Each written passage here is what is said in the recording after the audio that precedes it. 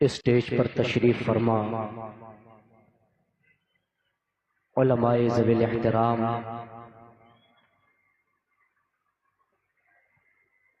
اور سے تاج الشریعہ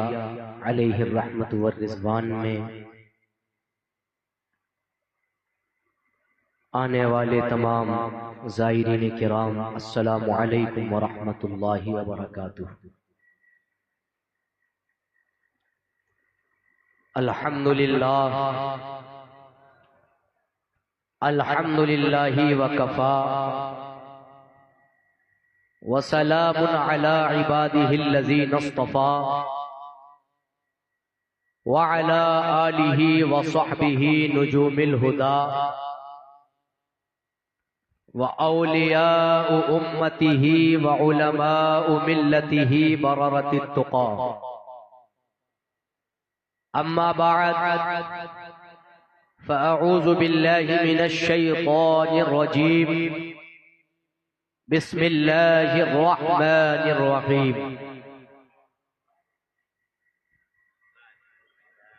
إن أولياؤه إلا المتقون، صدق الله العظيم۔ رفیقان ملت اسلامیہ، آئیے ہم اور آپ مل کر آقا کریم صلی اللہ تعالی علیہ وآلہ وسلم کی بارگاہ عالیہ میں درود و سلام کی ڈالیاں نچھاور کریں۔ اللہم صلی علی سیدنا و مولانا محمد وبارک وسلم، صلاۃ و سلام علیک سیدی یا رسول اللہ صلی اللہ تعالی علیہ وآلہ وسلم۔ رفیقان ملت اسلامیہ، قرآن حکیم میں اللہ جل مجدہ الکریم نے ارشاد فرمایا، ان اولیاؤہ الا المتقون، اللہ رب العزت کے دوست در حقیقت اس کے پرہیزگار بندے ہی ہیں، یعنی جو اللہ تبارک و تعالی سے ظاہر و باطن دونوں اعتبار سے اللہ تبارک و تعالی کا خوف اپنے دل کے اندر رکھتا ہے اور کھلے گناہ کو بھی چھوڑتا ہے اور چھپے ہوئے گناہ کو بھی چھوڑ دیتا ہے۔ تو جو ظاہری اور باطنی اعتبار سے اللہ تبارک و تعالی کا خوف اپنے دل کے اندر بساتا ہے، جس طریقے سے وہ کھلم کھلا گناہ کرنے سے ڈرتا ہے کہ احکم الحاکمین دیکھ رہا ہے،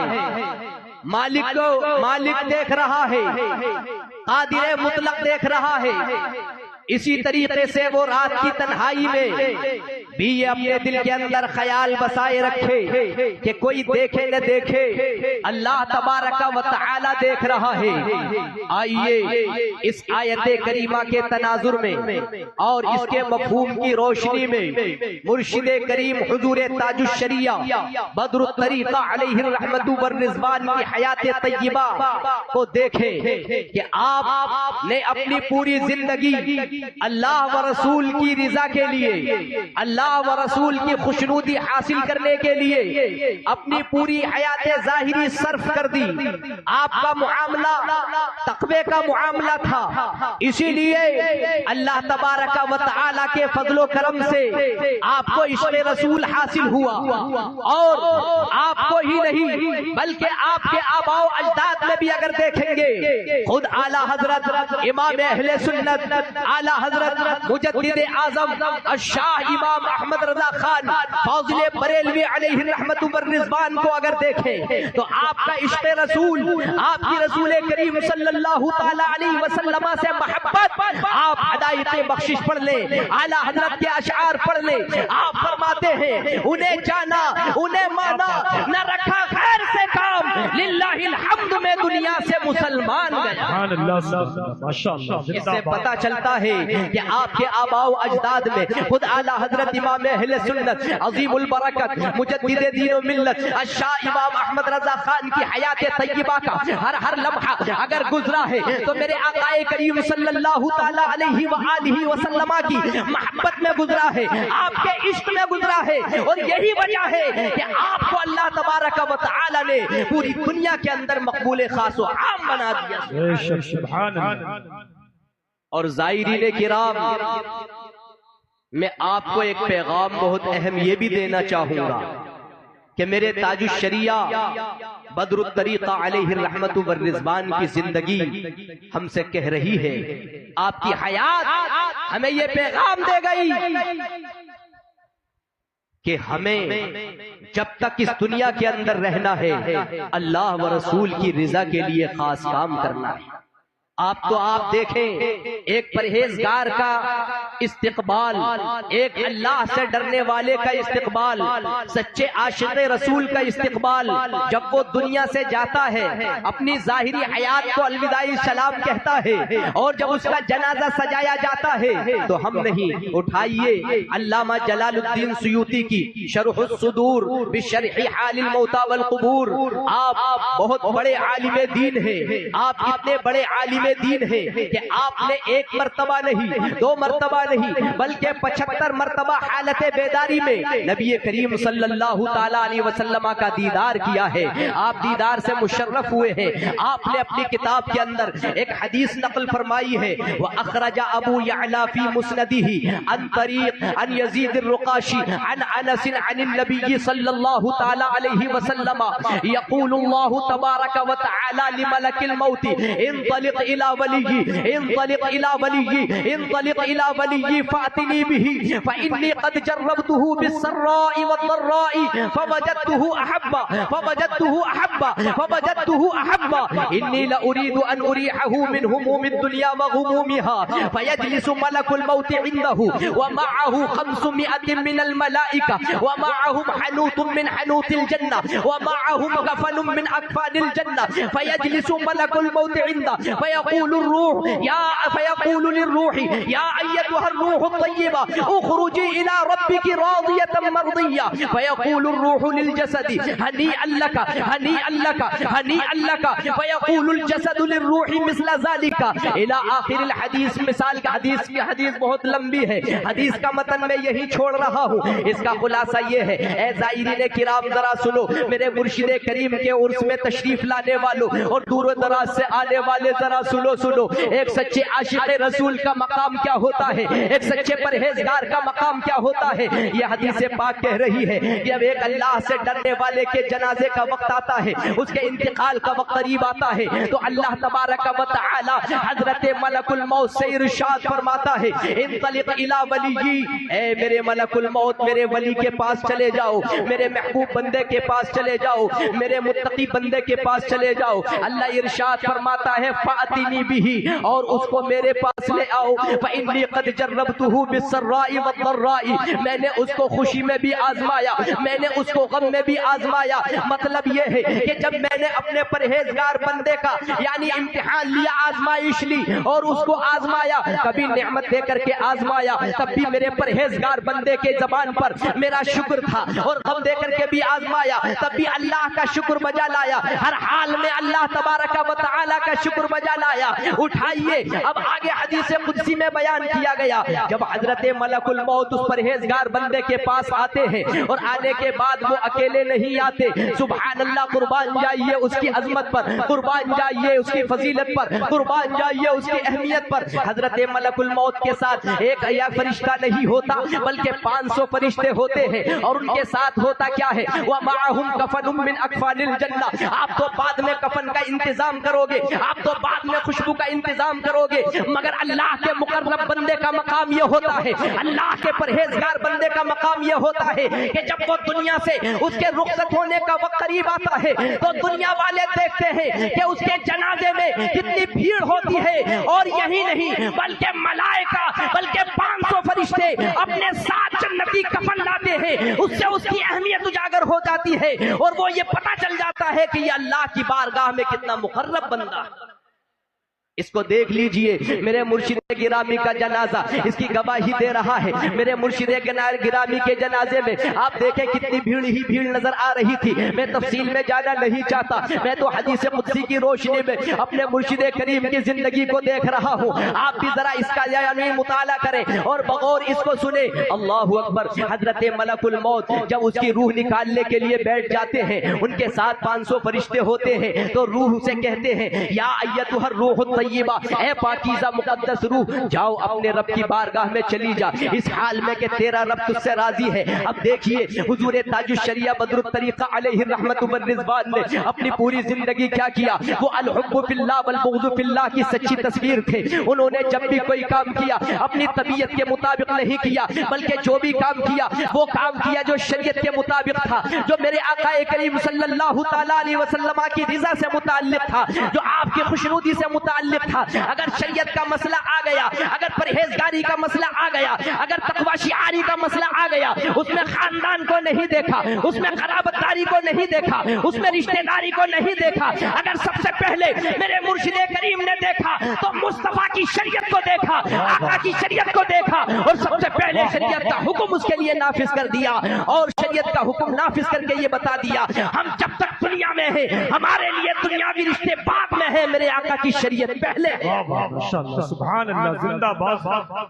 اور آگے چلے, یہی نہیں المختصر ذرا دیکھیں, حدیث قدسی میں آگے اور بیان فرمایا گیا جب اس کا جنازہ گھر سے نکلنے لگتا ہے اور لوگ اپنے کاندھوں پر لے کر چلنے لگتے ہیں, اللہ اکبر, قربان جاؤں اتنی عظمت اور فضیلت پر, جب جنازہ لینے والے لے کر چلنے لگتے ہیں اور چلنا شروع کر دیتے ہیں تو حدیث قدسی کے اندر 70,000 من الملائکہ کا لفظ آیا ہے. یعنی حضرت جبریل امین اپنے 70,000 فرشتوں کے ساتھ اس جماعت میں لگے رہتے ہیں. وہاں عزیز و اقارب بھی ہوتے ہیں, وہاں اپنے بیگانے بھی ہوتے ہیں, وہاں رشتہ دار بھی ہوتے ہیں. اور ایک متقی پرہیزگار کے جنازے میں سب سے بڑی بات تو یہ ہے کہ 70,000 من الملائکہ, یعنی ایک فرشتہ نہیں, 2 فرشتے نہیں, بلکہ 70,000 فرشتے حضرت جبریل امین 70,000 فرشتوں کے ساتھ ہوتے ہیں. حدیث قدسی کے اندر بیان فرمایا گیا آخرکار ان فرشتوں کا کام کیا ہوتا ہے, آخرکار وہ کیا کرتے ہیں, وہ مولا کی بارگاہ میں کہتے ہیں کہ پروردگار عالم, یہ کسی معمولی بندے کا جنازہ نہیں ہے,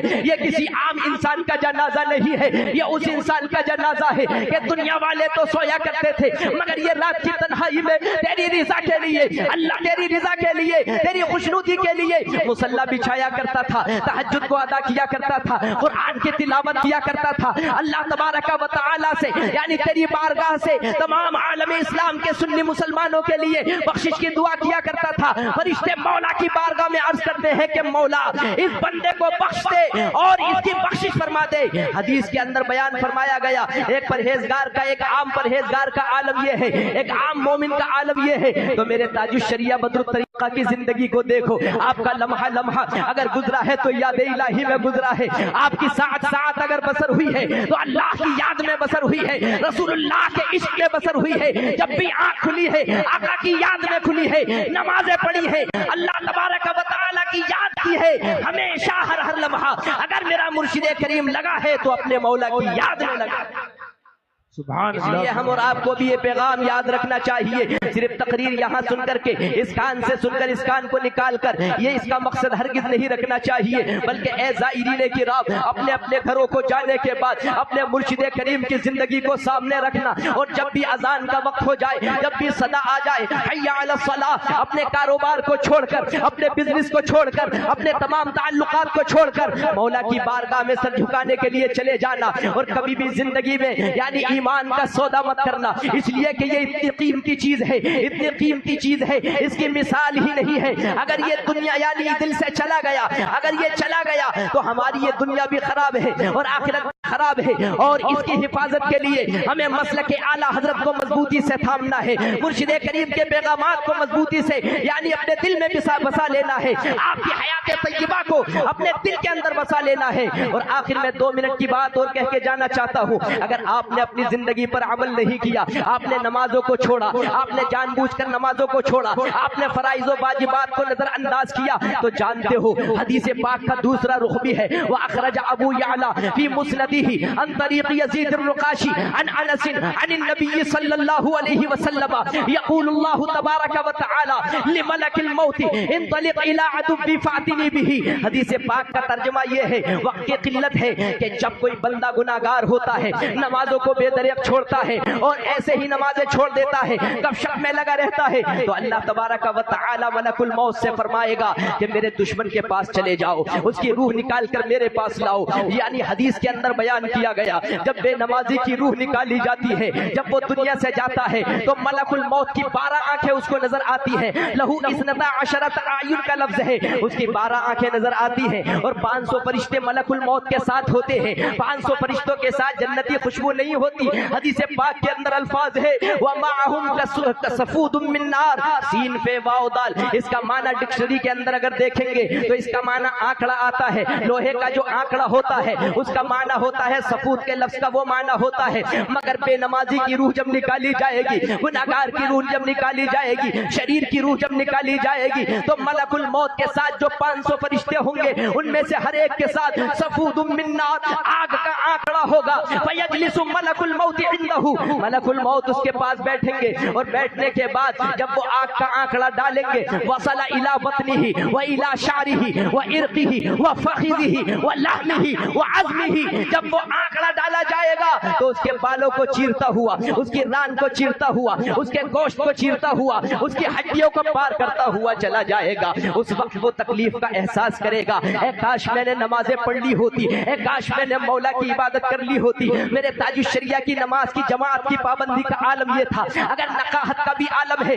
تو جماعت میں شرکت کے لیے بے چین رہا کرتے تھے۔ آپ کے جد امجد کی بھی پابندی کا عالم یہ تھا کہ اعلیٰ حضرت بیمار ہے، بظاہر کمزوری نظر آ رہی ہے، مگر آپ اپنی زبان فیض ترجمان سے ارشاد فرماتے مجھے جماعت کے ساتھ نماز ادا کرنی ہے۔ لوگ آپ کو پکڑ کر مسجد میں لے جاتے، آپ جماعت کی نماز ادا کر کے تشریف لے جاتے۔ ہمیں کہنے کا مقصد یہ ہے ہم جہاں بھی رہے، جس خطے میں بھی رہے، جس حال میں بھی رہے، سب سے پہلے ہمارے لیے اللہ و رسول کے جو احکامات ہیں، اللہ کی طرف سے جو فرائض ہیں، ہم ان پر سختی سے عمل پیرا ہوں، اور اس کے بعد اپنے تعلقات کو دیکھیں، اس کے بعد اپنے کاروبار کو دیکھیں، اور اس کے بعد اپنی دیگر حیات ضروریات کو دیکھیں، تو انشاءاللہ ہماری یہاں بھی کامیابی ہے اور وہاں بھی کامیابی ہے۔ السلام علیکم ورحمۃ اللہ تعالی وبرکاتہ۔